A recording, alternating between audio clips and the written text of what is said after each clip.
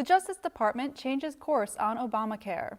The outgoing FDA Commissioner wants more oversight of EHRs, and a study finds that paying for healthy eating in Medicaid and Medicare makes financial sense.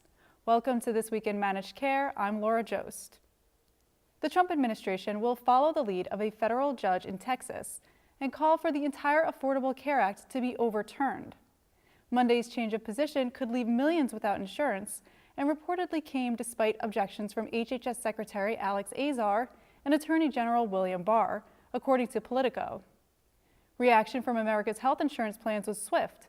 President and CEO Matt Iles called it misguided and wrong, saying, "This harmful position puts coverage at risk for more than 100 million Americans that rely on it.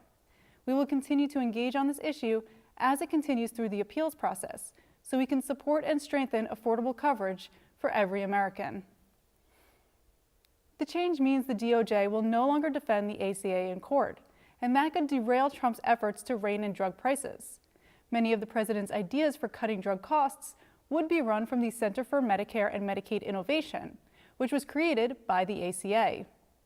House Democrats responded Tuesday with a bill that protects patients with pre-existing conditions and creates a national reinsurance program to address those with high-cost catastrophic claims, said Congressman Frank Pallone, a bill sponsor. This comprehensive proposal follows through on our commitment to make healthcare more affordable and to defend critical protections for the more than 133 million Americans living with pre-existing conditions. Departing FDA Commissioner Dr. Scott Gottlieb called this week for stricter oversight of electronic health records, following a report in Kaiser Health News that found the government has spent $36 billion to convert hospitals and doctors to digital records with mixed results. Said Gottlieb, "What we really need is a much more tailored approach so that we have appropriate oversight of EHRs when they're doing things that could create risk for patients." The report found that thousands of deaths, injuries, and near misses are tied to EHRs, and doctors have complained that the systems are not as useful as they should be. FDA is currently barred from regulating EHRs, but Gottlieb suggested a regulatory path for digital systems that include a patient's medical history. This would require congressional action. For more on Commissioner Gottlieb's final week at FDA, visit ajmc.com. A prescription for healthy food can be cost-effective if covered by Medicaid or Medicare, a new study has found. Findings in PLOS One Medicine examined two scenarios: if 30% of the cost of fruits and vegetables in supermarkets were covered, and if 30% of the cost of fruits, vegetables, whole grains, nuts, seafood, and plant-based oils were covered. Modeling estimated cardiovascular disease and diabetes that would be prevented, health costs, incremental cost effectiveness, and quality-adjusted life years. Researchers found the first incentive prevented 1.93 million cardiovascular events and saved $39.7 billion in healthcare costs, with 4.64 million quality-adjusted life years gained. The second incentive prevented 3.28 million cardiovascular events and 120,000 cases of diabetes, created 8.4 million quality-adjusted life years, and saved $100 billion in healthcare costs.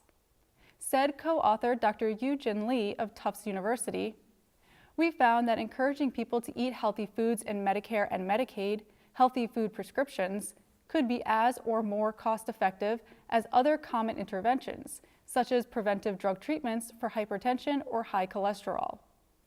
Recommendations for germline testing are now part of treatment recommendations in multiple cancer types, following last week's annual conference of the National Comprehensive Cancer Network in Orlando, Florida.